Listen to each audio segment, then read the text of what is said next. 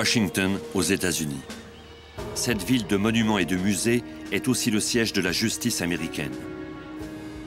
On y trouve la Cour suprême, le département de la justice et le siège du FBI.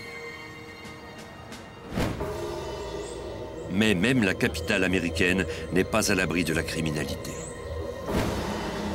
Le 22 mars 1991, Wendy York, âgée de 20 ans, rentrait chez elle après avoir fait quelques courses.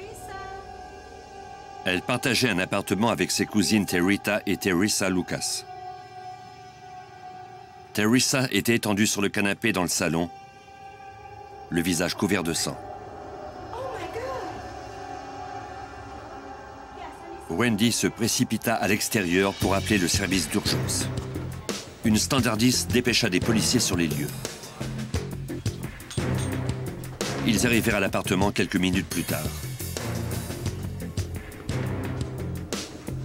Teresa Lucas avait été abattue d'une balle à la tête.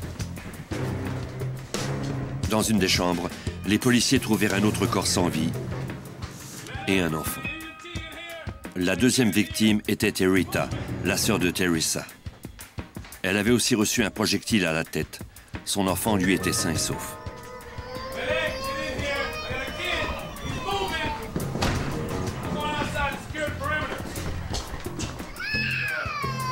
Les agents trouvèrent alors un autre enfant, terrifié. C'était l'enfant de Teresa. Les deux enfants semblaient être restés seuls avec les cadavres pendant plusieurs heures.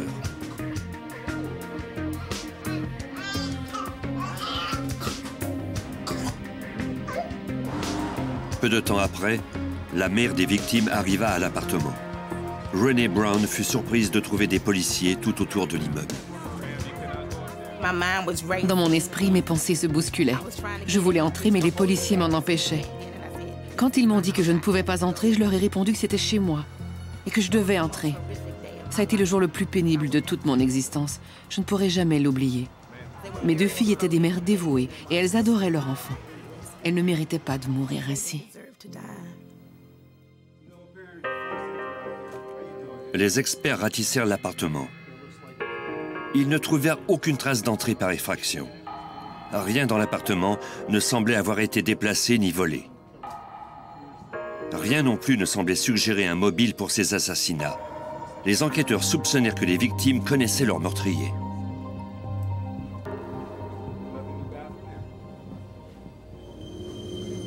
Ils demandèrent à Renee Brown de vérifier l'appartement.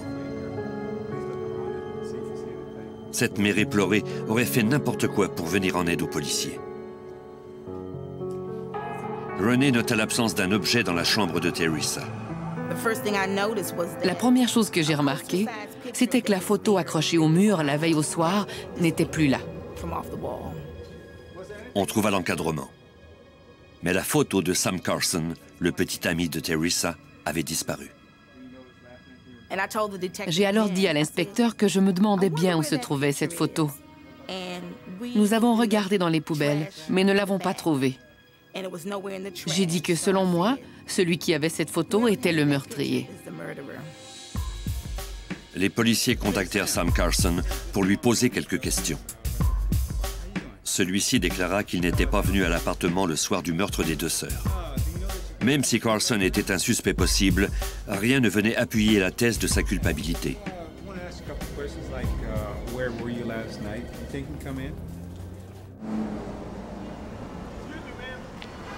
Les enquêteurs interrogèrent plusieurs résidents du quartier. Tous les voisins déclarèrent ne pas avoir entendu les coups de feu tirés dans l'appartement des Lucas.